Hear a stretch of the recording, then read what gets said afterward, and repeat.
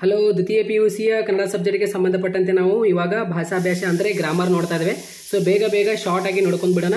ವಾರ್ಷಿಕ ಪರೀಕ್ಷೆಯಲ್ಲಿ ಇಲ್ಲಿ ಕೊಟ್ಟಿರುವಂತಹ ಗ್ರಾಮರಲ್ಲಿ ಯಾವುದಾದ್ರೂ ಒಂದು ಪ್ರಶ್ನೆಗಳು ಬಂದೇ ಬರುತ್ತೆ. ಅಂದರೆ ಇವಾಗ ಶಬ್ದಗಳ ತದ್ಭವ ರೂಪದಲ್ಲಿ ಆಗಿರ್ಬೋದು, ನಾನಾರ್ಥಕ, ಸಮನಾರ್ಥಕ, ಗುಣವಾಚಕ ಮತ್ತು ಅದೇ ರೀತಿ ವಿಭಕ್ತಿಯ ಪ್ರತ್ಯಯಗಳಾಗಿರ್ಬೋದು, ಕ್ರಿಯಾಪದಗಳಾಗಿರ್ಬೋದು, ನುಡಿಗಟ್ಟು ಆಗಿರ್ಬೋದು, ದುರಿಕ್ತಿ ಆಗಿರ್ಬೋದು, ಅನ್ಯದೇಶ ಪದಗಳಾಗಿರ್ಬೋದು, ನಿಷೇಧಾರ್ಥಕ ರೂಪ ಆಗಿರ್ಬೋದು, ಧಾತು ರೂಪ ಆಗಿರ್ಬೋದು. ಆಯಿತಾ, ಡೆಫಿನೆಟ್ಲಿ ನಿಮಗೆ ಈ ಎಲ್ಲ ಕ್ವಶನ್ಸ್ಗಳು ಅಂದರೆ ಇಲ್ಲಿ ಎಷ್ಟು ನೀವು 8 ಅಂಕವನ್ನು ಸುಲಭವಾಗಿ ಪಡೆದುಕೊಳ್ಳಬಹುದು. ಈ ಕೆಳಗಿನ ಪ್ರಶ್ನೆಗಳಿಗೆ ಯಾವುದಾದ್ರೂ 4ಕ್ಕೆ ಸೂಚನೆಗೆ ಅನುಗುಣವಾಗಿ ಉತ್ತರಿಸಿ ಎಂದಿದ್ದಾರೆ. 1, 2, 3, 4, 5, 6 ಕೊಟ್ಟಿರ್ತಾರೆ ನಿಮಗೆ. ನೀವು ಯಾವುದಾದ್ರೂ 4ಕ್ಕೆ ಪ್ರಶ್ನೆಗೆ ಉತ್ತರಿಸಬೇಕಾಗುತ್ತೆ. ಇದಕ್ಕೊಂದು ಮಾರ್ಕ್ಸ್, ಇದಕ್ಕೊಂದು ಮಾರ್ಕ್ಸ್, 2 ಮಾರ್ಕ್ಸ್ ಆಗಿರುತ್ತೆ. ಎರಡೆರಡು ನೀವು ಉತ್ತರಿಸಬೇಕಾಗುತ್ತೆ. ಈ ಕೆಳಗಿನ 2 ಪದಗಳಿಗೆ ತದ್ಭವ ರೂಪ ಬರೆಯಿರಿ. ಈ ಕೆಳಗಿನ 2 ಪದಗಳಿಗೆ ಗುಣವಾಚಕ ಬರೆಯಿರಿ. ಈ ಕೆಳಗಿನ 2 ಪದಗಳಿಗೆ ವಿಭಕ್ತಿ ಬರೆಯಿರಿ. ಈ ಕೆಳಗಿನ 2 ಪದಗಳ ಕಾಲಸೂಚಕ ಪ್ರಶ್ನೆಗಳಿಗೆ ಆನ್ಸರ್ ಹೇಗೆ ಮಾಡಬೇಕು ಅದು ಹೇಳ್ಕೊಡ್ತೀನಿ. ಅದೇ ರೀತಿ ಈ ಕೆಳಗಿನ ನುಡಿಗಟ್ಟುಗಳನ್ನು ನಿಮ್ಮ ಸ್ವಂತ ವಾಕ್ಯದಲ್ಲಿ ಬಳಸಿ. ಆಯಿತಾ, 2 ನೀವು ಬರೀಬೇಕಾಗಿರುತ್ತೆ. ಯಾವುದಾದ್ರು 2 ಅನ್ಯ ದೇಶ ಪದಗಳನ್ನು ಬರೆಯಿರಿ. ಆಯಿತಾ, ಬಸ್ಸು, ಕಂಪ್ಯೂಟರ್, ಎಲೆಕ್ಟ್ರಿಕ್, ರಸೀದಿ. ಆಯಿತಾ, ಇವಾಗ ಇಲ್ಲಿ ನೋಡಿ, ಈ ಒಂದು ಪ್ರಶ್ನೆಗಳಿಗೆ ಆನ್ಸರ್ ಹೇಗೆ ಮಾಡಬೇಕು. ನಿಮಗೆ ವಾರ್ಷಿಕ ಪರೀಕ್ಷೆಯಲ್ಲಿ ಈ ರೀತಿ ಡೈರೆಕ್ಟ್ ಆಗಿ ಇವಾಗ ಕ್ವಶನ್ ಕೇಳ್ತಾರೆ. ಇಲ್ಲಿ ಕೊಟ್ಟಿರುವಂತಹ ಪ್ರಶ್ನೆಗಳಲ್ಲಿ ಯಾವುದಾದ್ರು ಕ್ವಶನ್ಸ್ಗಳು ಬಂದೇ ಬರುತ್ತೆ ವಾರ್ಷಿಕ ಪರೀಕ್ಷೆಯಲ್ಲಿ. ಆಯಿತಾ, ಮೊದಲಿಗೆ ನಾವು ಈ ಒಂದು ಪತ್ರ ಲೇಖನ ನೋಡೋಣ. ಆಯಿತಾ, ವೈಯಕ್ತಿಕ ಪತ್ರ ಮತ್ತು ವ್ಯವಹಾರಿಕ ಪತ್ರ ನೋಡೋಣ. ಸಾಕಷ್ಟು ವಿದ್ಯಾರ್ಥಿಗಳು ಮಿಸ್ಟೇಕ್ ಮಾಡ್ತಾರೆ. ಮತ್ತೊಮ್ಮೆ ಹೇಳ್ತಾ ಇದ್ದೇನೆ ಇದು. ಮತ್ತು ಪ್ರಬಂಧ ನೋಡ್ತಾ ಇದ್ದೇವೆ. ಪ್ರಬಂಧ ನಿಮಗೆ PDF ನಾನು ಕೆಳಗಡೆ ಕಮೆಂಟ್ ಬಾಕ್ಸ್ನಲ್ಲಿ PDF ಲಿಂಕ್ ಕೊಟ್ಟಿರ್ತೀನಿ. ಎಲ್ಲ ವಿದ್ಯಾರ್ಥಿಗಳು ಹೋಗಿ ನೋಡ್ಕೊಳ್ಳಿ. ನಾನು ಆಲ್ರೆಡಿ 2 ಅಂಕದ ಪ್ರಶ್ನೆ, 3 ಅಂಕದ ಪ್ರಶ್ನೆ ಮತ್ತು MCQ ಕ್ವಶನ್ ಮೇಲೆ ಆಲ್ರೆಡಿ ವಿಡಿಯೋ ಮಾಡಿದ್ದೇನೆ. ಸೊ 80/80 ವಿಡಿಯೋ ನೋಡ್ಕೊಂಡ್ರೆ ಸಾಕು. ಇಲ್ಲಾಂದರೆ MCQ ಕ್ವಶನ್ ಮೇಲೆ ಇವತ್ತು ಬೆಳಗ್ಗೆ ಅಪ್ಲೋಡ್ ಮಾಡಿದ್ದೇನೆ ವಿಡಿಯೋ. ಸೊ ಎಲ್ಲ ವಿದ್ಯಾರ್ಥಿಗಳು ಕೆಳಗಡೆ ಕಮೆಂಟ್ ಬಾಕ್ಸ್ನಲ್ಲಿ ಲಿಂಕ್ ನೋಡಿ, ಕೆಳಗಡೆ ಕಮೆಂಟ್ ಬಾಕ್ಸ್ನಲ್ಲಿ ಲಿಂಕ್ ಕೊಟ್ಟಿರ್ತೀನಿ. MCQ ಕ್ವಶನ್ಸ್ ಮೇಲೆ ವಿಡಿಯೋ ಮಾಡಿದ್ದೇನೆ. ಅಲ್ಲಿ 20 ಮಾರ್ಕ್ಸ್ ಬಂದೇ ಬರುತ್ತೆ ನಿಮಗೆ. ಕೆಳಗಡೆ ಕಮೆಂಟ್ ಬಾಕ್ಸ್ ಲಿಂಕ್ ಇರುತ್ತೆ. ಎಲ್ಲ ವಿದ್ಯಾರ್ಥಿಗಳು ಹೋಗಿ ನೋಡ್ಕೊಳ್ಳಿ.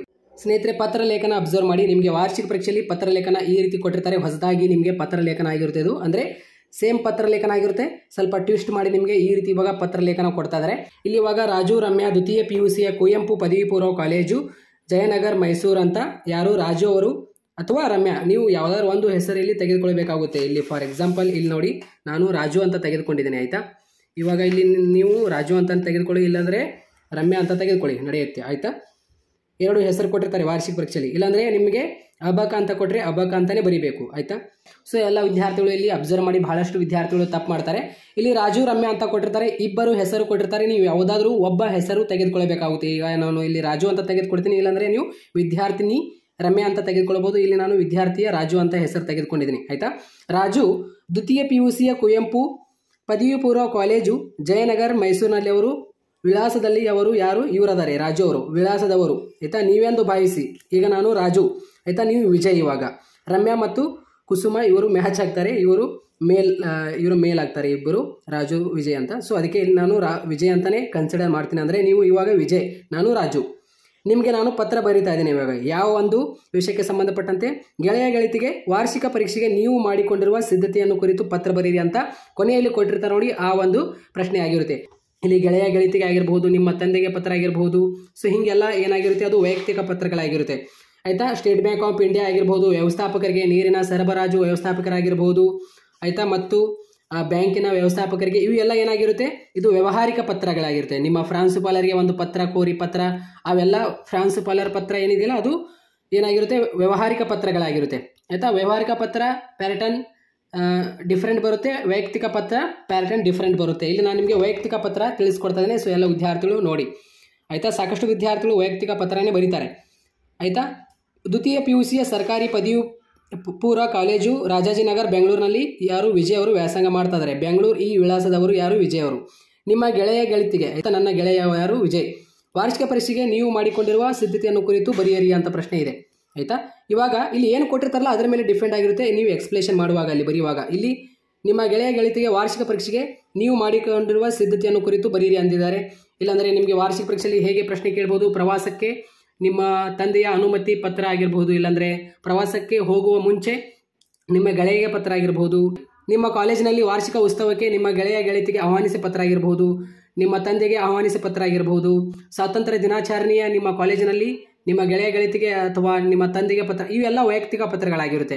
ಆಯಿತಾ, ಇವಾಗ ಇಲ್ಲಿ ನೋಡಿ, ವೈಯಕ್ತಿಕ ಪತ್ರದಲ್ಲಿ ನಾನು ಇಲ್ಲಿ ಯಾವ ರೀತಿಯಲ್ಲಿ ಪ್ಯಾಟರ್ನ್ ಬರೆದಿದ್ದೀನಲ್ಲ ಇದೇ ರೀತಿ ಪ್ಯಾಟರ್ನ್ ನೀವು ಬರೀಬೇಕಾಗುತ್ತೆ ಆನ್ಯುವಲ್ ಎಕ್ಸಾಮ್ನಲ್ಲಿ. ಇಲ್ಲಿ ಕ್ಷೇಮಶ್ರೀ ಅಂತ ಹಾಕಬೇಕು.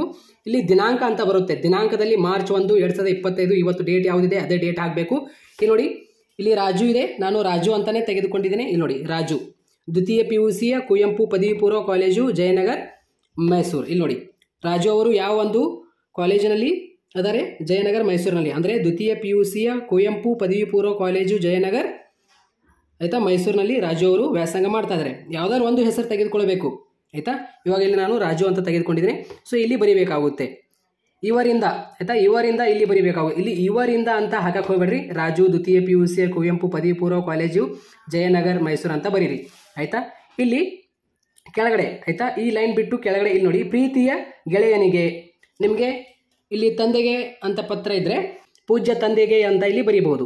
ಪ್ರೀತಿಯ ಗೆಳೆಯನಿಗೆ ನಾನು ಇಲ್ಲಿ ಪತ್ರ ಬರೀತಾ ಇದ್ದೇನೆ. ಸೊ ಅದಕ್ಕೆ ಇಲ್ಲಿ ಪ್ರೀತಿಯ ಗೆಳೆಯನಿಗೆ, ಇಲ್ಲಿ ವಿಷಯ ಅಂತ ಹಾಕಕ್ಕೆ ಹೋಗಬಾರ್ದು. ಯಾವ ರೀತಿಯಲ್ಲಿ ಪ್ಯಾಟರ್ನ್ ಇರುತ್ತಲ್ಲ ಇದೇ ರೀತಿ ಪ್ಯಾಟರ್ನ್ ಆಗಿರುತ್ತೆ. ನಿನ್ನ ಗೆಳೆಯನಾದ ರಾಜು ಮಾಡುವ ವಂದನೆಗಳು. ನಾನು ಇಲ್ಲಿ ನನ್ನ ಅಧ್ಯಯನಗಳೊಂದಿಗೆ ಆರಾಮದಿಂದ ಇರುವೆನು. ನೀನು ಕೂಡ ಕ್ಷೇಮದಿಂದ ಇರುವೆ ಎಂದು ಭಾವಿಸುತ್ತೇನೆ ಮತ್ತು ತಂದೆ ತಾಯಿ ಕ್ಷೇಮ ಇರುವೆ ಎಂದು ಭಾವಿಸುತ್ತೇನೆ ಅಂತ ಇಲ್ಲಿ ಬರಿಬೇಕು. ಇಲ್ಲಿ ಪ್ಯಾರಾಗ್ರಾಫ್ ಮಾಡಿ. ಈಗ ಈ ಪತ್ರ ಬರೆಯಲು ಕಾರಣವೇನೆಂದರೆ, ಏನು ಕಾರಣ? ವಾರ್ಷಿಕ ಪರೀಕ್ಷೆಗೆ ನೀವು ಮಾಡಿಕೊಂಡಿರುವ ಸಿದ್ಧತೆಯ ಕುರಿತು ಬರೆಯಿರಿ ಅಂತ ಪ್ರಶ್ನೆ ಇದೆ. ಸೊ ಇಲ್ಲಿ ಎಕ್ಸ್ಪ್ಲೇಷನ್ ಮಾಡಬೇಕು. ಈಗ ಈ ಪತ್ರ ಬರೆಯಲು ಕಾರಣ ಏನಂದರೆ, ನಮ್ಮ ಕಾಲೇಜಿನಲ್ಲಿ ಮಧ್ಯವಾರ್ಷಿಕ ಪರೀಕ್ಷೆ ಪೂರ್ವ ಸಿದ್ಧತಾ ಪರೀಕ್ಷೆಗಳು ಮುಕ್ತಾಯಗೊಂಡಿದೆ. ನಮ್ಮ ಕಾಲೇಜಿನಲ್ಲಿ ಇವಾಗ ವಾರ್ಷಿಕ ಪರೀಕ್ಷೆಗೆ ಹೇಗೆ ಸಿದ್ಧತೆ ಇರಬೇಕು ಮತ್ತು ಹೇಗೆ ಉತ್ತಮ ಫಲಿತಾಂಶ ಮಾಡಬೇಕೆಂದು ಹೇಳುತ್ತಿದ್ದಾರೆ ಅಂತ ಬರಿಬೇಕು ಆಯಿತಾ. ಪ್ಯಾರಾಗ್ರಾಫ್ ಮಾಡಿ. ನಾನು ಕೂಡ ವಾರ್ಷಿಕ ಪರೀಕ್ಷೆಗೆ ಸಿದ್ಧತೆಯನ್ನು ಮಾಡಿಕೊಂಡಿರುತ್ತೇನೆ. ನಾನು ಇವಾಗ ಎಲ್ಲ ಅಧ್ಯಾಯಗಳು ಮುಗಿಸಿದ್ದೇನೆ ಮತ್ತು ಪ್ರಶ್ನೆ ಹೇಗೆ ಕೇಳಿದರೂ ಕೂಡ ನಾನು ಪ್ರಶ್ನೆಗೆ ಉತ್ತರ ಬರೆಯಲು ಸಿದ್ಧವಾಗಿದ್ದೇನೆ. ನೀನು ಕೂಡ ಚೆನ್ನಾಗಿ ಪರೀಕ್ಷೆಗೆ ತಯಾರಿ ಮಾಡಿಕೊಂಡಿದೆಯೇ ಅಂತ ನಾನು ಭಾವಿಸುತ್ತೇನೆ. ಈ ಬಾರಿ ವಾರ್ಷಿಕ ಪರೀಕ್ಷೆಯಲ್ಲಿ ನಾನು 80ಕ್ಕೆ 80 ಅಂಕಗಳನ್ನು ಪಡೆದುಕೊಳ್ಳಬೇಕೆಂದು ಗುರಿ ಇಟ್ಟುಕೊಂಡಿರುತ್ತೇನೆ ಆಯಿತಾ. ನೀನು ಕೂಡ ಒಳ್ಳೆಯ ಫಲಿತಾಂಶದೊಂದಿಗೆ ಉತ್ತೀರ್ಣ ಆಗು ಎಂದು ಹೇಳುತ್ತೇನೆ ಅಂತ ಬರಿಬೇಕು. ವಂದನೆಗಳೊಂದಿಗೆ ಇಂತಿ ನಿನ್ನ ಪ್ರೀತಿಯ ರಾಜು ಆಯಿತಾ, ಇಲ್ಲಿ ಬರಿಬೇಕು. ಇಲ್ಲಿ ಇವರಿಗೆ ಇಲ್ಲಿ ಬರುತ್ತೆ ಆಯಿತಾ, ಇವರಿಂದ ಇಲ್ಲಿ ಬರುತ್ತೆ. ರಾಜು ದ್ವಿತೀಯ PUC ಕುವೆಂಪು ಪದವಿ ಪೂರ್ವ ಕಾಲೇಜು ಜಯನಗರ್ ಮೈಸೂರು ಇಲ್ಲಿ ಬರುತ್ತೆ ಅದು ಆಯಿತಾ. ಇವಾಗ ಇಲ್ಲಿ ವಿಜಯ್ ದ್ವಿತೀಯ PUC ಸರ್ಕಾರಿ ಪದವಿ ಪೂರ್ವ ಕಾಲೇಜು ರಾಜಾಜಿನಗರ್ ಬೆಂಗಳೂರು ಏನಿದೆಯಲ್ಲ, ಇಲ್ಲಿ ಇವರಿಗೆ ಇಲ್ಲಿ ಬರುತ್ತೆ. ಇವರಿಗೆ ನಾವು ಪತ್ರ ಇವಾಗ ಬರೀತಾ ಇದ್ದೇವಲ್ಲ, ವಿಜಯ್ ದ್ವಿತೀಯ PUC ಸರ್ಕಾರಿ ಪದವಿ ಪೂರ್ವ ಕಾಲೇಜು ರಾಜಾಜಿನಗರ್ ಬೆಂಗಳೂರು ಅಂತ ಇಲ್ಲಿ ಬರೀಬೇಕು. ಇದು ವೈಯಕ್ತಿಕ ಪತ್ರಗಳಾಗಿರುತ್ತೆ ಆಯಿತಾ. ನಿಮಗೆ ಇಲ್ಲಿ ವಿಷಯ ಯಾವುದು ಕೊಟ್ಟಿರ್ತಾರಲ್ಲ, ಇವಾಗ ವಾರ್ಷಿಕ ಪರೀಕ್ಷೆಗೆ ನೀವು ಮಾಡಿಕೊಂಡಿರುವ ಸಿದ್ಧತೆಯನ್ನು ಕುರಿತು ಪತ್ರ ಬರೀರಿ ಅಂದಿದ್ದಾರೆ. ಸೊ ಅದಕ್ಕೆ ಇಲ್ಲಿ ಈ ರೀತಿಯಲ್ಲಿ ಎಕ್ಸ್ಪ್ಲೇಷನ್ ಮಾಡಿದ್ದೇವೆ. ನಿಮಗೆ ಯಾವ ಒಂದು ಪತ್ರ ಕೇಳಿರ್ತಾರಲ್ಲ ಇಲ್ಲಿ ನೀವು ಎಕ್ಸ್ಪ್ಲೇಷನ್ ಮಾಡಬೇಕಾಗಿರುತ್ತೆ ಆಯಿತಾ. ಬನ್ನಿ ಇವಾಗ ಪ್ರಬಂಧಗಳು ನೋಡೋಣ. ಇವಾಗ ಪ್ರಬಂಧ ನೋಡಿ, ಹೆಚ್ಚುತ್ತಿರುವ ರುದ್ರಾಶ್ರಮಗಳು ಆಯಿತಾ. ಯಾವುದೇ ಒಂದು ಪ್ರಶ್ನೆ ಕೇಳಿ ವಾರ್ಷಿಕ ಪರೀಕ್ಷೆಯಲ್ಲಿ ಮೊದಲಿಗೆ ಪ್ರಶ್ನೆ ಯಾವುದು ಕೊಟ್ಟಿರ್ತಾರಲ್ಲ ಅದರ ಅರ್ಥ ಬರೀಬೇಕು. ಇವಾಗ ಇಲ್ಲಿ ಅರ್ಥದಲ್ಲಿ ನಾನು ಬರ್ದಿನಿ ಏನಂತ, ಹೆಚ್ಚುತ್ತಿರುವ ರುದ್ರಾಶ್ರಮಗಳು ಎಂದರೇನು ಅಂತ ಇಲ್ಲಿ ಅರ್ಥದಲ್ಲಿ ಡೀಪ್ ಆಗಿ ಸ್ವಲ್ಪ ಬರೀಬೇಕು. ಆಮೇಲೆ ಹೆಚ್ಚುತ್ತಿರುವ ರುದ್ರಾಶ್ರಮಗಳ ಬಗ್ಗೆ ಇಲ್ಲಿ ಪೀಠಿಕೆದಲ್ಲಿ ಸ್ವಲ್ಪ ಹೊಗಳಬೇಕು. ಪೀಠಿಕೆ ಹಾಕಬೇಕು, ಅರ್ಥ ಹಾಕಬೇಕು ಆಯಿತಾ. ಪೀಠಿಕೆ ವಿಷಯ ವಿವರಣೆ ಎಲ್ಲ ಒಂದೇ ಆಗಿರುತ್ತೆ. ವಿಷಯ ಇಲ್ಲಾಂದರೆ ವಿವರಣೆ ಒಂದೇ ಆಗಿರುತ್ತೆ. ಇಲ್ಲಿ ವಿವರಣೆಯಲ್ಲಿ ಡೆಪ್ತ್ ಆಗಿ ಎಕ್ಸ್ಪ್ಲೇಷನ್ ಮಾಡಬೇಕು. ಡೀಪ್ ಆಗಿ ಎಕ್ಸ್ಪ್ಲೇಷನ್ ಮಾಡಿದರೆ ಡೆಫಿನೆಟ್ಲಿ ಇಲ್ಲಿ ನಿಮಗೆ 4ಕ್ಕೆ 4 ಮಾರ್ಕ್ಸ್ ಕೊಡ್ತಾರೆ ಆಯಿತಾ. 2 ಪೇಜ್ ಅಥವಾ 1 ಪೇಜ್ ಒಂದು ಹಾಫ್ ಪೇಜ್ ಬರೀರಿ ನಡೆಯುತ್ತೆ ಆಯಿತಾ. ಈ ಒಂದು ಪ್ರಶ್ನೆ ಹೆಚ್ಚುತ್ತಿರುವ ರುದ್ರಾಶ್ರಮಗಳು. ಅದೇ ರೀತಿ ಇನ್ನೊಂದು ಪ್ರಶ್ನೆ ನಿಮಗೆ ಮಾತೃಭಾಷೆಯಲ್ಲಿ ಶಿಕ್ಷಣ. ಈ ಒಂದು ಪ್ರಶ್ನೆಗೆ ಅರ್ಥ ಬರಿಬೇಕು, ಪೀಠಿಕೆ ಬರಿಬೇಕು, ವಿಷಯ ವಿವರಣೆ ಆಯಿತಾ. ಅದೇ ರೀತಿ ನೆಕ್ಸ್ಟ್ ಆಯಿತಾ. ಅದೇ ರೀತಿ ನೆಕ್ಸ್ಟ್ ಇವಾಗ ಮೂಢನಂಬಿಕೆ ಪ್ರಬಂಧ. ಈ ಒಂದು ಪ್ರಶ್ನೆ ಇವಾಗ ನೋಡ್ಕೊಳ್ಳಿ ಕ್ಯಾಶುವಲ್ ಆಗಿ. ಪೀಠಿಕೆ ಅರ್ಥ ಎಲ್ಲ ಬರಿಬೇಕು, ವಿಷಯ ವಿವರಣೆ ಹಾಕಿ ಈ ಒಂದು ಪ್ರಶ್ನೆಗೆ ನೀವು ಆನ್ಸರ್ ಮಾಡಬೇಕಾಗಿರುತ್ತೆ ಆಯಿತಾ. ಓನಾಗಿ ಎಕ್ಸ್ಪ್ಲೇಷನ್ ಮಾಡಬಹುದು ಅಂತ ಸಾಕಷ್ಟು ವಿದ್ಯಾರ್ಥಿಗಳು ಕೇಳ್ತಾ ಇದ್ರು. ಓನಾಗಿ ಎಕ್ಸ್ಪ್ಲೇಷನ್ ಮಾಡಬಹುದು ಆಯಿತಾ. ಅರ್ಥದಲ್ಲಿ ಮತ್ತು ಪೀಠಿಕೆದಲ್ಲಿ ಏನು ಸ್ವಲ್ಪ ಹೊಗಳಬೇಕು. ಒಂದು ಪ್ರಶ್ನೆ ಕೇಳಿದಾರಂದರೆ ಆ ಒಂದು ಪ್ರಶ್ನೆಗೆ ಸಂಬಂಧಪಟ್ಟಂತೆ ಸ್ವಲ್ಪ ಹೊಗಳಬೇಕು. ಆನ್ಸರ್ ಮಾಡಿದ ತಕ್ಷಣ ಪ್ರಬಂಧಕ್ಕೆ ಉಪಸಂಹಾರ ಹಾಕಬೇಕು ಆಯಿತಾ. ಇಲ್ಲಿ ಉಪಸಂಹಾರ ಹಾಕಿದ್ದಾರೆ, ವೆರಿ ಇಂಪಾರ್ಟೆಂಟ್. ಅರಣ್ಯ ಮತ್ತು ವನ್ಯಜೀವಿ ಸಂರಕ್ಷಣೆ. ಈ ಒಂದು ಪ್ರಶ್ನೆ ಅರ್ಥ ಬರಿಬೇಕು, ಪೀಠಿಕೆ, ವಿಷಯ ವಿವರಣೆ ಆಯಿತಾ. ಉಪಸಂಹಾರ ಕೊನೆಯಲ್ಲಿ ಉಪಸಂಹಾರ ಬರೀಬೇಕು ಆಯಿತಾ.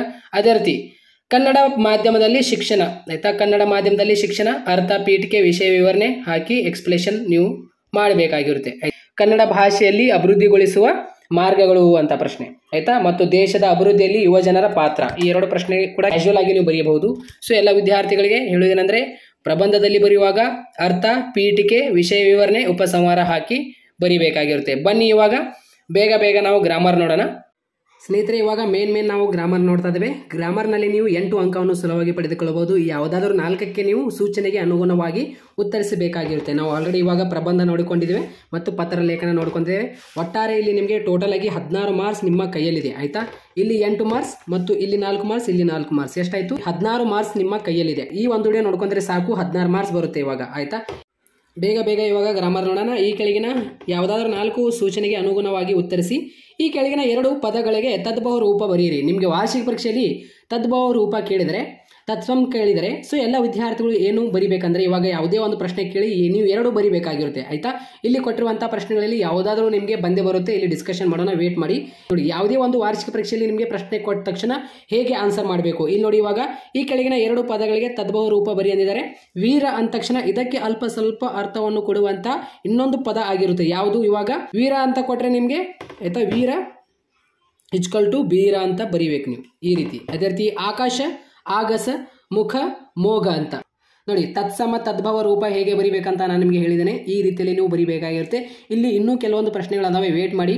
ಇಷ್ಟು ಕ್ವಶನ್ಸ್ಗಳು ನೋಡ್ಕೊಂಡು ಹೋಗ್ರಿ. ಇಲ್ಲಿ ನಿಮಗೆ 8 ಮಾರ್ಕ್ಸ್ ಡೆಫಿನೆಟ್ಲಿ ಬರುತ್ತೆ. ಆಯ್ತಾ, ಇವಾಗ ಈ ಕೆಳಗಿನ 2 ಪದಗಳ ಗುಣವಾಚಕಗಳನ್ನು ಗುರುತಿಸಿ. ನೋಡಿ, ಗುಣವಾಚಕಗಳನ್ನು ಗುರುತಿಸಿ ಅಂತ ಏನು ನಿಮಗೆ ಪ್ರಶ್ನೆ ಕೇಳ್ತಾರಲ್ಲ, ಯಾವುದೇ ಕೊಡ್ಲಿ ಅವರು 3 ಕೊಟ್ಟಿರ್ತಾರೆ, ನೀವು 2 ಬರಿಬೇಕು. ಹೇಗಂದ್ರೆ, ಇವಾಗ ಒಂದು ಪ್ರಶ್ನೆ ಕೊಟ್ಟಿರ್ತಾರಲ್ಲ, ಅದಕ್ಕೆ ವಿಶೇಷಣ ಯಾವುದು? ಇವಾಗ ಇಲ್ಲಿ ಗಂಬಿ, ಇದಕ್ಕೆ ವಿಶೇಷಣ ಯಾವುದು? ಹಾಸು. ಹಾಸು ಗಂಬಿ ಅಂತ ಇಲ್ಲಿ ನಮಗೆ ಪ್ರಶ್ನೆ ಕೊಟ್ಟಿದ್ದಾರೆ. ಇವಾಗ ಗುಣವಾಚಕವನ್ನು ಗುರುತಿಸಿ ಅಂದಿದ್ದಾರೆ. ಇವಾಗ ಗಂಬಿ ಏನಿದೆಯಲ್ಲ, ಇದರ ವಿಶೇಷಣ ಏನು? ಹಾಸು. ಆನ್ಸರ್ ಏನು? ಒನ್ಲಿ ಹಾಸು ಆನ್ಸರ್ ಆಗಿರುತ್ತೆ. ಇಷ್ಟೇ. ಆಯ್ತಾ, ಕ್ವಶನ್ ನಂಬರ್ 46 ಅಂತ ಹಾಕಿ ಆಯ್ತಾ, ಹಾಸು ಅಂತ ಬರಿಬೇಕು. ಆಯ್ತಾ, ಅದೇ ರೀತಿ ಇವಾಗ ಶುದ್ಧ ನೀರು, ನೀರಿನ ವಿಶೇಷಣ ಏನು? ಶುದ್ಧ. ಇಲ್ಲಿ ನೋಡಿ, ಶುದ್ಧ. ಈ ರೀತಿ ಬರಿಬೇಕು. ಅಷ್ಟೇ, 2 ಮಾರ್ಕ್ಸ್ ಬಂತು ನಿಮಗೆ. ಇವಾಗ ದೂರದೃಷ್ಟಿ, ದೃಷ್ಟಿ ಇದರ ವಿಶೇಷಣ ಏನು? ದೂರ. ಅಂದರೆ ಇವಾಗ ಒಂದು ಪ್ರಶ್ನೆ ಕೊಟ್ಟಿರ್ತಾರಲ್ಲ, ಅದರ ವಿಶೇಷಣ ಏನು ಅಂತ ನೋಡ್ಕೋಬೇಕು. ಏನು ವಿಶೇಷಣ ನೆನಪಿನಲ್ಲಿ ಇಟ್ಕೊಂಡು ಬಿಡ್ರಿ. ಆಯ್ತಾ, ಇವಾಗ ಈ ಕೆಳಗಿನ 2 ಪದಗಳ ವಿಭಕ್ತಿಗಳನ್ನು ಹೆಸರಿಸಿ. ವೆರಿ ವೆರಿ ಇಂಪಾರ್ಟೆಂಟ್ ಸ್ನೇಹಿತರೆ, ಬಹಳ ಈಸಿ ಇದೆ. ಆಯ್ತಾ, ಗುರುವಿಗೆ, ಇಲ್ಲಿ ನೋಡಿ, ಗುರುವಿಗೆ ಲಾಸ್ಟ್ನಲ್ಲಿ ಗೆ ಅಂತ ಉಚ್ಚಾರ ಆಗಿದೆಯಲ್ಲ, ಇದು ಚತುರ್ಥಿ ಆಗುತ್ತೆ. ಅದೇ ರೀತಿ ತಿಮ್ಮಪ್ಪನವರಲ್ಲಿ, ಅಲ್ಲಿ ಅಂತ ಯೂಸ್ ಆಗಿದೆ, ಏನಾಗುತ್ತೆ? ತಿಮ್ಮಪ್ಪನವರಲ್ಲಿ, ಅಲ್ಲಿ ಯೂಸ್ ಆಗಿದೆ, ಏನಾಗುತ್ತೆ? ಸಪ್ತಮಿ. ಕಟ್ಟಿಗೆಯ, ಕಟ್ಟಿಗೆಯ ಯ ಅ ಅಂತ ಯೂಸ್ ಆಗಿದೆ, ಅಲ್ಲಿ ಏನಾಗುತ್ತೆ? ಇದು ಷಷ್ಠಿ. ಇದು ಷಷ್ಠಿ ಹೇಗೆ ಬಂತು? ಸಪ್ತಮಿ ಹೇಗೆ ಬಂತು? ಚತುರ್ಥಿ ಹೇಗೆ ಬಂತು? ನೋಡೋಣ, ವೇಟ್ ಮಾಡಿ, ನಾನು ನಿಮಗೆ ಹೇಳ್ಕೊಡ್ತೀನಿ. ಆಯಿತಾ, ಇಲ್ಲ ನಾನು ನಿಮಗೆ ತಿಳಿಸ್ಕೊಡ್ತೀನಿ, ವೇಟ್ ಮಾಡಿ. ಇವಾಗ ವಿಭಕ್ತಿಯ ಪ್ರತ್ಯಯಗಳಲ್ಲಿ ನಿಮಗೆ 2 ಕೊಟ್ಟಿರ್ತಾರೆ, ನೀವು 2ಕ್ಕೆ ಉತ್ತರಿಸಿದರೆ 2 ಅಂಕ ಸಿಗುತ್ತೆ. ಇಲ್ಲಿ ಎಲ್ಲ ವಿದ್ಯಾರ್ಥಿಗಳು ಈ ಒಂದು ಕಾನ್ಸೆಪ್ಟ್ ಅರ್ಥ ಮಾಡ್ಕೊಳ್ಳಿ. ಹೊಸಗನ್ನಡ, ಹಳೆಗನ್ನಡ ಅಂತ ಇರುತ್ತೆ. ಆಯಿತಾ, ಪ್ರಥಮ ಉ ಮ ಅಂತ ಬರುತ್ತೆ. ಹಳೆಗನ್ನಡದಲ್ಲಿ ಮ, ಹೊಸಗನ್ನಡದಲ್ಲಿ ಉ. ದ್ವಿತೀಯದಲ್ಲಿ ಅಣ್ಣು, ಹಳೆಗನ್ನಡದಲ್ಲಿ ಅಮ್ ಅಂತ ಬರುತ್ತೆ. ಇದು ಅರ್ಥ ಮಾಡ್ಕೊಳ್ಳಿ. ಇವಾಗ ಫಾರ್ ಎಕ್ಸಾಂಪಲ್ ದರೆ ಓಳ್, ಇಲ್ಲಿ ದರೆ ಓಳ್, ಓಳ್ ಅಂತ ಯೂಸ್ ಆಗಿದೆ, ಇಲ್ಲಿ ಸಪ್ತಮಿ ಆಗುತ್ತೆ. ಇಲ್ಲಿ ನೋಡಿ, ಓಳ್ ಅಂತ ಯೂಸ್ ಆಗಿದೆ, ಧರೆ ಓಳ್. ಪ್ರತಿ ಯಾವ ಒಂದು ಕಾನ್ಸೆಪ್ಟ್ನಲ್ಲಿ ಉಚ್ಚಾರ ಆಗುತ್ತೆ ಅಂತ ನೋಡಬೇಕು. ಇವಾಗ ಧರೆ ಓಳ್, ಇಲ್ಲಿ ಓಳ್ ಅಂತ ಯೂಸ್ ಆಗಿದೆ, ಇಲ್ಲಿ ಸಪ್ತಮಿ ಬರುತ್ತೆ. ಅದೇ ರೀತಿ ಇವಾಗ ಮಂತ್ರಿಯಾಗು, ಇಲ್ಲಿ ಮಂತ್ರಿಯಾಗು. ಆಯ್ತಾ, ಮಂತ್ರಿಯಾಗು ಉ ಅಂತ ಉಚ್ಚಾರ ಆಯಿತು. ಇಲ್ಲಿ ಮಂತ್ರಿಯಾಗು ಉ ಅಂತ ಉಚ್ಚಾರ ಆಯ್ತಲ್ಲ, ಇದು ಹೊಸಗನ್ನಡದಲ್ಲಿ ಉ ಅಂತ ಬಂತು. ಆಯ್ತಾ, ಹೊಸಗನ್ನಡದಲ್ಲಿ ಇದು ಪ್ರಥಮ ಆಗುತ್ತೆ. ಈ ಕಾನ್ಸೆಪ್ಟ್ ಅರ್ಥ ಮಾಡ್ಕೊಂಡ್ಬಿಡಿ. ಹೊಸಗನ್ನಡ ಮತ್ತು ಹಳೆಗನ್ನಡ, ಪ್ರಥಮದಲ್ಲಿ ಉ ಮ ಅಂತ ಬರುತ್ತೆ, ದ್ವಿತೀಯದಲ್ಲಿ ಅಣ್ಣು ಅಂ, ತೃತೀಯದಲ್ಲಿ ಇಂದ, ಆಯ್ತಾ, ಇಂ ಇಂದಂ ಇಂದೆ ಅಂತ ಬರುತ್ತೆ. ಆಯ್ತಾ, ಅದೇ ರೀತಿ ಚತುರ್ಥಿಯಲ್ಲಿ ಏನು ಬರುತ್ತೆ? ಗೆ, ಇಗೆ, ಕೆ, ಅಕೆ ಅಂತ ಬರುತ್ತೆ. ಇವಾಗ ಹಳೆಗನ್ನಡದಲ್ಲಿ ಗೆ, ಕೆ ಅಂತ ಬರುತ್ತೆ. ಪಂಚಮಿದಲ್ಲಿ ದೆಸೆಯಿಂದ, ಹಳೆಗನ್ನಡದಲ್ಲಿ ಅಂತಿನಂ, ಆಯ್ತಾ, ಅಂತಿನದಂ. ಅದೇ ರೀತಿ ಪಂಚಮಿ ಆಯಿತು. ಅದೇ ರೀತಿ ಇವಾಗ ಷಷ್ಠಿ, ಷಷ್ಠಿಯಲ್ಲಿ ಏನು ಬರುತ್ತೆ? ಅ ಅಂತಾನೆ ಬರುತ್ತೆ. ಹೊಸಗನ್ನಡದಲ್ಲಿ ಅ, ಹಳೆಗನ್ನಡದಲ್ಲಿ ಅ ಅಂತಾನೆ ಬರುತ್ತೆ. ಇವಾಗ ಸಪ್ತಮಿ, ಸಪ್ತಮಿ ಅಲ್ಲಿ ಇಲ್ಲಿ. ಆಯ್ತಾ, ಓಳ್ ಎ ಏಳು, ಇದು ಪ್ರತ್ಯಯಗಳಾಗಿರುತ್ತೆ. ಹಳೆಗನ್ನಡದಲ್ಲಿ ಓಳ್ ಎ ಏಳು ಅಂತ ಬರುತ್ತೆ. ಆಯ್ತಾ, ಇವಾಗ ತಿಮ್ಮಪ್ಪನವರಲ್ಲಿ, ತಿಮ್ಮಪ್ಪನವರಲ್ಲಿ ಅಲ್ಲಿ ಅಂತ ಯೂಸ್ ಆಗಿತ್ತಲ್ಲ, ಅದು ಸೊ ಅದಕ್ಕೆ ಅಲ್ಲಿ ತಿಮ್ಮಪ್ಪನವರಲ್ಲಿ, ಇದು ಹೊಸಗನ್ನಡದಲ್ಲಿ ಸಪ್ತಮಿ ಆಗುತ್ತೆ. ಇವಾಗ ಸಂಬೋಧನಾ ಕೊನೆಯದಾಗಿ ಅ ಎ ಇರಾ ಇ, ಆ ಎ ಇರಾ ಇ ಸೇಮ್ ಆಗಿರುತ್ತೆ. ಇವಾಗ ಇಲ್ಲಿ ಮಾಷನನ್ನು ಅಣ್ಣು ಅಂತ ಆಯಿತು. ಆಯ್ತಾ, ಇಲ್ಲಿ ಹೊಸಗನ್ನಡದಲ್ಲಿ ಇದು ದ್ವಿತೀಯ ಆಗುತ್ತೆ. ಆಯ್ತಾ, ಇದು ದ್ವಿತೀಯ. ಅದೇ ರೀತಿ ಮುಖದಲ್ಲಿ, ಮುಖದಲ್ಲಿ. ಆಯ್ತಾ, ಅಲ್ಲಿ ಯೂಸ್ ಆಯಿತು, ಮುಖದಲ್ಲಿ ಇದೇನಾಗುತ್ತೆ? ಸಪ್ತಮಿ ಆಗುತ್ತೆ. ಈ ರೀತಿಯಲ್ಲಿ ವಿಶ್ವಾಸದಿಂದ, ಆಯ್ತಾ, ವಿಶ್ವಾಸದಿಂದ ಇದೇನಾಗುತ್ತೆ? ವಿಶ್ವಾಸದಿಂದ ಇಂದ ಅಂತ ಆಗಿದೆ, ಇದು ತೃತೀಯ ಆಗುತ್ತೆ. ಇವರಂ, ಇವರಂ ಇಲ್ಲಿ ಉಚ್ಚಾರ ಆಗಿದೆ, ಇವರಂ ಅಂ ಉಚ್ಚಾರ ಆಗಿದೆ. ಆಯ್ತಾ, ಹಳೆಗನ್ನಡ ಅಂ ಏನಾಗುತ್ತೆ? ಇದು ದ್ವಿತೀಯ ಆಗುತ್ತೆ. ಆಯ್ತಾ, ಇದು ದ್ವಿತೀಯ. ಅದೇ ರೀತಿ ರಾಮಣ್ಯಂ ಇದೇನಾಗುತ್ತೆ? ರಾಮಣ್ಯಂ ಇಂ ಇದೇನಾಗುತ್ತೆ? ತೃತೀಯ ಆಗುತ್ತೆ ಇದು. ಆಯ್ತಾ, ಇದು ತೃತೀಯ. ಅದೇ ರೀತಿ ಧರೆಓಳ್ ಆಯಿತಾ. ಓಳ್ ಇಲ್ಲಿ ನೋಡಿ ಧರೆಓಳ್ ಉಚ್ಚಾರ ಆಗಿದೆ, ಇದು ಸಪ್ತಮಿ ಆಗುತ್ತೆ. ಅದೇ ರೀತಿ ಕದಡಿದ ಅಂತ ಉಚ್ಚಾರ ಆಗಿದೆ, ಇದು ಷಷ್ಠಿ ಆಗುತ್ತೆ. ಸಲೀಲಂ ಆಯಿತಾ, ಸಲೀಲಂ ಇದೇನಾಗುತ್ತೆ ಹಳೆಗನ್ನಡ ಸಲೀಲಂ ಆಯಿತಾ. ಸಲೀಲಂ ಅಂತ ಯೂಸ್ ಆಗಿದೆಯಲ್ಲ, ಇದೇನಾಗುತ್ತೆ ಹಳೆಗನ್ನಡದಲ್ಲಿ ದ್ವಿತೀಯ ಆಗುತ್ತೆ ಇದು ಆಯಿತಾ, ದ್ವಿತೀಯ. ಈ ರೀತಿಯಲ್ಲಿ ಅಂದಕನು ಉ ಉಚ್ಚಾರ ಆಗಿದೆ, ಇದೇನಾಗುತ್ತೆ ಅಂದಕನು ಉಚ್ಚಾರ ಆಗಿದೆ, ಇದು ಪ್ರಥಮ ಆಗುತ್ತೆ.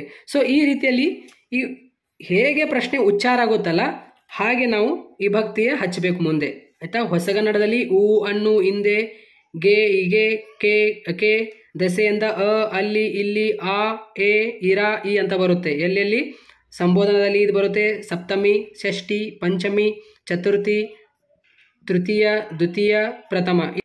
ಇದು ಹೊಸಗನ್ನಡ, ಇದು ಹಳೆಗನ್ನಡದಲ್ಲಿ. ಇದು ಚಾರ್ಟ್ ಅರ್ಥ ಮಾಡ್ಕೊಂಡು ಬಿಡ್ರಿ, ಇದೊಂದು ಇದೊಂದು ಇದೊಂದು ಆಯಿತಾ. 1 2 3 ಈ ಚಾರ್ಟ್ ನಮಗೆ ಇಂಪಾರ್ಟೆಂಟ್ ಆಗಿರುತ್ತೆ, ನಮಗೆ ಈ ಭಕ್ತಿಯ ಪ್ರತ್ಯಯ ಬರೆಯಲು. ಎಲ್ಲ ವಿದ್ಯಾರ್ಥಿಗಳಿಗೆ ಆನ್ಸರ್ ಮಾಡೋಕೆ ಬರುತ್ತೆ, ಬಹಳ ಈಸಿ ಇದೆ. ಕಲಿಭೀಮನೆ ಆಯಿತಾ, ಕಲಿಭೀಮನೆ ಎ ಅಂತ ಉಚ್ಚಾರ ಆಗಿದೆ, ಇಲ್ಲಿ ಸಂಬೋಧನ ಆಗುತ್ತೆ.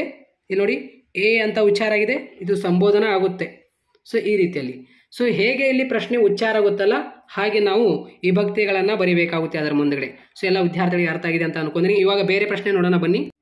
ಇವಾಗ ಇಲ್ಲಿ ನೋಡಿ ಈ ಕೆಳಗಿನ 2 ಕ್ರಿಯಾಪದಗಳ ಕಾಲಗಳನ್ನು ಬರೆಯಿರಿ. ಕಾಲಗಳನ್ನು ಬರೆಯಿರಿ ನೋಡಿ, ವೆರಿ ವೆರಿ ಇಂಪಾರ್ಟೆಂಟ್ ಇದು ಕೂಡ. ಇಲ್ಲಿ ಹೋದವು, ಓದಿದಳು, ನಲಿಯುತ್ತಾರೆ ಅಂತ ಕೊಟ್ಟಿದ್ದಾರೆ. ನಾವು 2 ಬರೀಬೇಕಾಗಿರುತ್ತೆ, ಇದಕ್ಕೊಂದು ಮಾರ್ಕ್ಸ್ ಇದಕ್ಕೊಂದು ಮಾರ್ಕ್ಸ್ ಆಗಿರುತ್ತೆ. ಇಲ್ಲಿ ಇವಾಗ ಭೂತಕಾಲ ಮತ್ತು ವರ್ತಮಾನ ಕಾಲ, ಭವಿಷ್ಯತ್ ಕಾಲ. ಇವಾಗ ಇಲ್ಲಿ ಹೋದವು ಆಯಿತಾ, ಈ ಹಿಂದೆ ಆಗಿ ಹೋಗಿರುವ ಘಟನೆಯನ್ನು ಭೂತಕಾಲ ಎಂದು ನಾವು ಕರೆಯುತ್ತೇವೆ, ನೆನಪಿನಲ್ಲಿಟ್ಕೊಳ್ಳಿ. ಇವಾಗ ಆಗ್ತಿರುವ ಕಾಲವನ್ನು ವರ್ತಮಾನ ಕಾಲ ಎನ್ನುತ್ತೇವೆ, ನೆನಪಿನಲ್ಲಿಟ್ಕೊಳ್ಳಿ.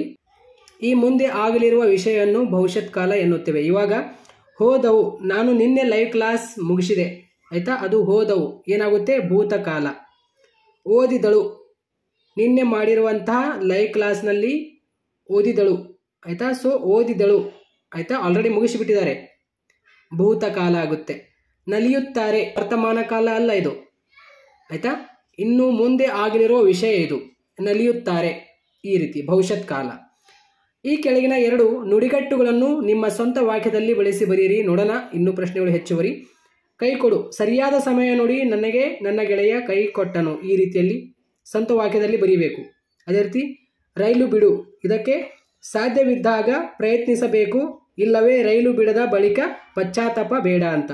ಸೊ ಸ್ವಂತ ವಾಕ್ಯದಲ್ಲಿ ಬರಿಬೇಕು. ಇವಾಗ ರಾಮಬಾಣ, ಸಮಸ್ಯೆಗೆ ಸರಿಯಾದ ಪರಿಹಾರವೇ ನಿಜವಾದ ರಾಮಬಾಣ. ಈ ರೀತಿಯಲ್ಲಿ ಸ್ವಂತ ವಾಕ್ಯದಲ್ಲಿ ಬರೀಬೇಕಾಗಿರುತ್ತೆ ನೀವು.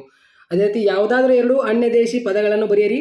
ರೈಲು, ಅರ್ಜಿ, ರಸೀದಿ, ಎಲೆಕ್ಟ್ರಿಕ್, ಕಂಪ್ಯೂಟರ್, ಬಸ್, ಯಾವುದಾದ್ರೂ 2 ಬರೀರಿ ಸಾಕು. ಇಲ್ಲಿ ಚಿತ್ತ, ಮಾರ, ತಾಳ್ಮೆ ಅಂತ ಕೊಟ್ಟಿದ್ದಾರೆ. ಸಮನಾರ್ಥಕಗಳು ಬರಿ ಅಂದಿದ್ದಾರೆ. ಸಮನಾರ್ಥಕಗಳು ಚಿತ್ತ ಅಂದ ತಕ್ಷಣ ಮನಸ್ಸು, ಗಮನ ಈ ರೀತಿ. ಮಾರ ಅಂದ ತಕ್ಷಣ ಮನ್ಮಥ, ಮದನ ಈ ರೀತಿ. ತಾಳ್ಮೆ ಅಂದ ತಕ್ಷಣ ಸಮಾಧಾನ, ಸಹನೆ. ಅದಕ್ಕೆ ಅರ್ಥವನ್ನು ಕೊಡುವಂತಹ ಇನ್ನೊಂದು ಪದವನ್ನು ಸಮನಾರ್ಥಕ ಎಂದು ಕರೆಯುತ್ತೇವೆ, ನಾನಾರ್ಥಕ ಎಂದು ನಾವು ಕರೆಯುತ್ತೇವೆ. ಅದಕ್ಕೆ ಇನ್ನೊಂದು ಪದ ಅರ್ಥ ಆಗಿರುತ್ತೆ, ಅದೇ ಆನ್ಸರ್ ಇಲ್ಲಿ ಆಗಿರುತ್ತೆ ಆಯಿತಾ, ನಿಮಗೆ ಗೊತ್ತಿರುತ್ತೆ. ಸೊ ಸಮನಾರ್ಥಕ, ನಾನಾರ್ಥಕ ಬಹಳ ಈಸಿ ಆಗಿರುತ್ತೆ ಈ ಎಲ್ಲ ಪ್ರಶ್ನೆಗಳು. ಈ ಕೆಳಗಿನ 2 ಶಬ್ದಗಳಿಗೆ ತದ್ಭವ ರೂಪ ಬರೆಯಿರಿ. ಇಲ್ಲಿ ದೃಷ್ಟಿ, ಇದಕ್ಕೆ ದಿಟ್ಟಿ. ಯೋಗಿ, ಜೋಗಿ, ಸಂಸ್ಕೃತ, ಸಕದ, ಇದು ನೆನಪಿನಲ್ಲಿ ಇಟ್ಕೊಳ್ಳಿ. ಇವಾಗ ಗುಣವಾಚಕ ವಿಶೇಷಣ ಏನು? ಆಯಾಸ, ಮನ ಆಯಾಸ. ಇದರ ವಿಶೇಷಣ ಏನು? ಆಯಾಸ ಆಗಿತ್ತು, ಏನು? ಮನ. ವಿಶೇಷಣ ಏನು? ಮನ. ದುರ್ಜನ, ಇದಕ್ಕೆ ಗುಣ ವಿಶೇಷಣ ಏನು? ದೂರ. ಕೆನೆ, ಹಾಲು. ಹಾಲು ಏನಾಗಿತ್ತು? ಕೆನೆ. ಇದು ವಿಶೇಷಣ ಆಗಿರುತ್ತೆ. ಸೊ ಇಷ್ಟೇ ಆನ್ಸರ್. ಈ ಕೆಳಗಿನ 2 ಕ್ರಿಯಾಪದಗಳ ನಿಷೇಧ ರೂಪ ಕೂಡ ಕೇಳಬಹುದು ನಿಮಗೆ. ನಿಷೇಧ ರೂಪ ಅಂದರೆ ಇವಾಗ ಹಾಡುವಳು, ಇದೇನಾಗುತ್ತೆ? ಹಾಡಳು. ಹಾಡುವಳು ನಿಷೇಧ ರೂಪ ಏನಾಗುತ್ತೆ? ಹಾಡಳು. ತಿನ್ನುವನು, ಇದೇನಾಗುತ್ತೆ? ತಿನ್ನನು ಈ ರೀತಿ. ನಿಲ್ಲುವುದು, ಇದೇನಾಗುತ್ತೆ? ನಿಲ್ಲದು. ಇವಾಗ ಈ ಕೆಳಗಿನ 2 ನುಡಿಗಟ್ಟು ನಿಮ್ಮ ಸ್ವಂತ ವಾಕ್ಯದಲ್ಲಿ ಬರೆಯಿರಿ. ನಾವು ದೇವರಲ್ಲಿ ಮೊರೆ ಹೋಗುತ್ತೇವೆ ಅಂತ ಈ ರೀತಿಯಲ್ಲಿ ಸ್ವಂತ ವಾಕ್ಯದಲ್ಲಿ ಬರೀಬೇಕಾಗುತ್ತೆ ಆಯಿತಾ. ಇದಕ್ಕೆ ಸ್ವಂತ ವಾಕ್ಯದಲ್ಲಿ ನಾವು ಬರೀಬೇಕಾಗಿರುತ್ತೆ. ಇವಾಗ ಯಾವುದಾದ್ರೂ 2 ಅನ್ಯದೇಶಿ ಪದಗಳನ್ನು ಬರೆಯಿರಿ. ಬಸ್ಸು, ರಸೀದಿ, ಎಲೆಕ್ಟ್ರಿಕ್, ಯಾವುದಾದ್ರೂ 2 ಬರೀರಿ ಸಾಕು. ಇಲ್ಲಿ ನೋಡಿ 2 ಪದಗಳಿಗೆ ನಾನಾರ್ಥಕಗಳನ್ನು ಬರೆಯಿರಿ. ಗುರು, ಹಿರಿಯದು, ಶಿಕ್ಷಕ ಈ ರೀತಿಯಲ್ಲಿ ಆಯಿತಾ. ಅದಕ್ಕೆ ಅರ್ಥ ಕೊಡುವಂಥ ಇನ್ನೊಂದು ಪದ ಆಗಿರುತ್ತೆ, ಅದೇ ಆನ್ಸರ್ ಆಗಿರುತ್ತೆ. 2 ಪದಗಳ ನಾನಾರ್ಥಕಗಳನ್ನು ಬರೆಯಿರಿ. ಗುರು, ಹಿರಿಯದು ಶಿಕ್ಷಕ. ಕರ ಅಂದ ತಕ್ಷಣ ಕೈ, ತೆರಿಗೆ. ಬಗೆ ಅಂದ ತಕ್ಷಣ ಯೋಚಿಸು. ಈ ರೀತಿ 2 ಗುಣವಾಚಕಗಳನ್ನು ಬರೆಯಿರಿ. ಹುಸಿ, ನಿದ್ದೆ ವಿಶೇಷಣ ಏನು? ಹುಸಿ. ಕಡು ಪಾಪ, ಇದು ವಿಶೇಷಣ ಏನು? ಕಡು. ಗೊಗೆ ಮರಿನ ವಿಶೇಷಣ ಏನು? ಗೊಗೆ. ಇಷ್ಟೇ ಆನ್ಸರ್. 2 ತದ್ಭವ ರೂಪ ಬರಿ ಎಂದಿದ್ದಾರೆ. ಯಶ್, ಜಸ. ವೀರ, ಬೀರ. ಪರೀಕ್ಷಿಸು ಆನ್ಸರ್ ಆಗುತ್ತೆ. Very very important. ಧಾತು ಗುರುತಿಸಿ ಎಂದಿದ್ದಾರೆ. ಕಿತ್ತರು, ಇದೇನಾಗುತ್ತೆ? ಕೀಳು. ಬಿದ್ದನು, ಬೀಳು. ಬರುವುದು. ಇಷ್ಟೇ ಆನ್ಸರ್. ಆಯ್ತಾ? 2 ದ್ವಿವೃತ್ತಿಗಳನ್ನು ಸ್ವಂತ ವಾಕ್ಯದಲ್ಲಿ ಉಪಯೋಗಿಸಿ. ಇವಾಗ ಮೆಲ್ಲನೆ. ಆಯ್ತಾ? ಅಂಬಾರಿಯನ್ನು ಹತ್ತಿ ಆನೆಯು ಮೆಲ್ಲನೆ ಸಾಗಿತು. ಈ ರೀತಿಯಲ್ಲಿ ಸ್ವಂತ ವಾಕ್ಯದಲ್ಲಿ ಬರೀಬೇಕು. ಪರಿಪರಿಯಾಗಿ, ನಾವು ದೇವರಲ್ಲಿ ಪರಿಪರಿಯಾಗಿ ಬೇಡಿಕೊಳ್ಳುತ್ತೇವೆ ಅಂತ. ಈ ರೀತಿ ನಡುವೆ ಈ ರೀತಿ ಎಲ್ಲ ನೀವು ಸ್ವಂತ ವಾಕ್ಯದಲ್ಲಿ ಬರೀಬೇಕಾಗಿರುತ್ತೆ. 2 ಪದಗಳ ವಿಭಕ್ತಿಯನ್ನು ಹೆಸರಿಸಿ. ಬಲ್ಲವರಿಂದ, ಇಂದ ಅಂತಾಗಿದೆ ತೃತೀಯ. ಕೆಲವಂ ಅಂತಾಗಿದೆ ದ್ವಿತೀಯ. ಪಾಪಿಗೆ ಚತುರ್ಥಿ. ಈ ರೀತಿಯಲ್ಲಿ ನಿಮಗೆ ಗ್ರಾಮರ್ ಇಂಪಾರ್ಟೆಂಟ್ ಕ್ವಶನ್ಸ್ಗಳಾಗಿತ್ತು. ತದ್ಭವ ರೂಪ ಮತ್ತು ತತ್ಸಮ್ ನೋಡಿ ಎಲ್ಲ ವಿದ್ಯಾರ್ಥಿಗಳು ಅಬ್ಸರ್ವ್ ಮಾಡಿ. ಭಂಗ ಅಂದ ತಕ್ಷಣ ಭಂಗ್ನ. ಯಶ, ಜಸ. ವೀರ, ಬೀರ. ಮುಖ, ಮೋಗ. ಅದೇ ರೀತಿ ಆಕಾಶ, ಆಗಸ. ಘೋಕ, ಗೊಗೆ. ಪರೀಕ್ಷಿಸು, ಪರಿಕಿಸು. ಅದೇ ರೀತಿ ಶಿರ ಅಂತ. ಅದೇ ರೀತಿ ವೇಷ, ವೇಷ. ಅಕ್ಷರ, ಅಕರ. ಅಟವಿ. ಆರ್ಯ, ಅಜ್ಜ. ಆಶ್ಚರ್ಯ, ಅಚ್ಚರಿ. ಈ ರೀತಿ ಸಂಸ್ಕೃತ, ಸಕದ. ಅದೇ ರೀತಿ ನಿದ್ರಾ, ನಿದ್ದೆ. ಭಿಕ್ಷೆ, ಬಿಕ್ಕೆ. ಈ ರೀತಿಯಲ್ಲಿ ನಿಮಗೆ ತತ್ಸಮ್ ತದ್ಭವಗಳಾಗಿರುತ್ತೆ. ಯೋಗಿ, ಜೋಗಿ. ಅದೇ ರೀತಿ ಸಂಸ್ಥೆ, ಸಂತೆ. ಪ್ರಸಾದ, ಹಸಾದ. ಬೀಜ, ಬಿತ್ತ. ಅಗ್ನಿ, ಅಗ್ಗಿ. ಈ ರೀತಿಯಲ್ಲಿ ನಿಮಗೆ ತತ್ಸಮ್ ತದ್ಭವ ರೂಪಗಳಾಗಿರುತ್ತೆ. ಲಕ್ಷ್ಮಿ, ಲಕುಮಿ. ಈ ರೀತಿಯಲ್ಲಿ ಐಶ್ವರ್ಯ, ಐಶ್ವರಿ. ಪಕ್ಷಿ, ಪಕ್ಕಿ. ಈ ರೀತಿಯಲ್ಲಿ ಕಸ್ತೂರಿ ಅಂದ ತಕ್ಷಣ ಕತೂರಿ. ಇದು ಇಂಪಾರ್ಟೆಂಟ್ಗಳಾಗಿರುತ್ತೆ ನಿಮಗೆ ತತ್ಸಮ್ ತದ್ಭವದಲ್ಲಿ. ಇವಾಗ ದ್ವಿವೃತ್ತಿಗಳು ನುಡಿಗಟ್ಟದಲ್ಲಿ ಬರೀಬೇಕು. ದ್ವಿವೃತ್ತಿಗಳು ನೋಡಿ ಎಲ್ಲ ವಿದ್ಯಾರ್ಥಿಗಳು ಗೊತ್ತಿದೆ. ಮೆಲ್ಲನೆ ಒಂದು ನೋಡ್ಕೊಳ್ಳಿ. ಆಯಿತಾ? ಅದೇ ರೀತಿ ಹೌದು, ಬೇಗ. ಆಯಿತಾ? ನಿಲ್ಲು. ಅದೇ ರೀತಿ ಕೊನೆಗೆ. ಇವೆಲ್ಲ ನೀವು ಸ್ವಂತ ವಾಕ್ಯದಲ್ಲಿ ಬರೀಬೇಕಾಗಿರುತ್ತೆ. ಆಯಿತಾ? ಸೊ ಎಲ್ಲ ವಿದ್ಯಾರ್ಥಿಗಳಿಗೆ ಸ್ವಂತ ವಾಕ್ಯದಲ್ಲಿ ಮಾಡೋಕ್ಕೆ ಬರುತ್ತೆ. ಆಯಿತಾ? ಹೆಜ್ಜೆಗೂ ಸುಮ್ಮನೆ ನೋಡ್ಕೊಳ್ಳಿ. ಇದೊಂದು ಪ್ರಶ್ನೆ. ಆಯಿತಾ? ಕಡೆಗೆ ಇದು ಇಂಪಾರ್ಟೆಂಟ್. ಹೀಗೆ ನಿಮಗೆ ಇದು ಗುಣವಾಚಕಗಳಲ್ಲಿ ಆಲ್ರೆಡಿ ಹೇಳಿದ್ದೇನೆ. ಗುಣವಾಚಕ ನಿಮಗೆ ಆನ್ಸರ್ ಮಾಡೋಕ್ಕೆ ಬರುತ್ತೆ. ನಾನಾರ್ಥಕ ಮತ್ತು ಸಮಾನಾರ್ಥಕ ನೋಡಿ. ಇಲ್ಲಿ ಸಮಾನಾರ್ಥಕಗಳು ನೋಡಿ ಎಲ್ಲ ವಿದ್ಯಾರ್ಥಿಗಳಿಗೆ. ಆಯಿತಾ? ಅನಲ ಅಂದ ತಕ್ಷಣ ಅಗ್ನಿ, ಬೆಂಕಿ. ಈ ರೀತಿಯಲ್ಲಿ ಮಾರ ಅಂದ ತಕ್ಷಣ ಕಾಮ, ಮನ್ಮಥ. ಕಂತೆ ಅಂದ ತಕ್ಷಣ ಹೊರೆ, ಕಟ್ಟು. ಅದೇ ರೀತಿ ಕಲಹ, ಜಗಳ, ಯುದ್ಧ ಅಂತ. ವಲ್ಲಭೆ ಅಂದ ತಕ್ಷಣ ಪ್ರಿಯ, ಪತ್ನಿ. ಈ ರೀತಿಯಲ್ಲಿ. ಅದೇ ರೀತಿ ಮರ್ಕಟ ಅಂದ ತಕ್ಷಣ ಮಂಗ, ಕೋತಿ. ಧರಿತ್ರಿ ಅಂದ ತಕ್ಷಣ ಭೂಮಿ, ಇಳೆ, ಧರೆ, ವಸುದೆ. ಈ ರೀತಿಯಲ್ಲಿ ನಿಮಗೆ ಆಗಿರುತ್ತೆ ಸಮಾನಾರ್ಥಕಗಳು ಎಲ್ಲ ನೋಡಿ. ನಾನಾರ್ಥಕದಲ್ಲಿ ಕಳೆ, ತೇಜಸ್ಸು. ಈ ರೀತಿಯಲ್ಲಿ. ಅದೇ ರೀತಿ ದೊರೆ ಅಂದ ತಕ್ಷಣ ರಾಜ, ಸಿಗುವುದು. ಕಲಿ ಅಂದ ತಕ್ಷಣ ತಿಳಿ, ವೀರ. ಈ ರೀತಿಯಲ್ಲಿ ಆಗಿರುತ್ತೆ. ನಂಜು, ವಿಷಯ, ಗರಳ. ಸೊ ಇವೆಲ್ಲ ನಾನಾರ್ಥಕ ಮತ್ತು ಸಮಾನಾರ್ಥಕಗಳಾಗಿರುತ್ತೆ ನಿಮಗೆ. ಬರುವರು, ಇನ್ನೂ ಬಂದಿಲ್ಲ. ಆಯಿತಾ? ಭವಿಷ್ಯತ್ ಕಾಲ. ನೋಡಿತು, ಭೂತಕಾಲ. ಅದೇ ರೀತಿ ಬರುವಳು, ಭವಿಷ್ಯತ್ ಕಾಲ. ಹೋದನು, ಭೂತಕಾಲ. ಅದೇ ರೀತಿ ಹೋದರು, ಭೂತಕಾಲ. ಕುಣಿತಿತ್ತು, ವರ್ತಮಾನ ಕಾಲ. ಹೇಳಿದರು, ಭೂತಕಾಲ. ಹಾಕುತ್ತಾರೆ, ವರ್ತಮಾನ ಕಾಲ. ಆಯಿತಾ? ಹೋಗುವರು, ಭವಿಷ್ಯತ್ ಕಾಲ. ನೋಡುತ್ತಾನೆ, ವರ್ತಮಾನ ಕಾಲ. ಎಲ್ಲ ವಿದ್ಯಾರ್ಥಿಗಳಿಗೆ ಗೊತ್ತಿದೆ ಕಾಲದಲ್ಲಿ. ಅದೇ ರೀತಿ ಹೋದರು, ಭೂತಕಾಲ. ಕೇಳುವನು, ಭವಿಷ್ಯತ್ ಕಾಲ. ಹೋಗುತ್ತಾರೆ, ವರ್ತಮಾನ ಕಾಲ. ಹೇಳಿದರು, ಭೂತಕಾಲ. ಅದೇ ಕ್ರಿಯಾಪದ ಧಾತು ನೋಡಿ. ಹಾಡುವಳು, ಹಾಡು. ಕಲಿಯೋರು, ಕಲಿ. ಓದುವನು, ಓದು. ಹೋದರು, ಹೋಗು. ಕೇಳುವರು, ಕೇಳು. ತಿಂದನು, ತಿನ್ನು.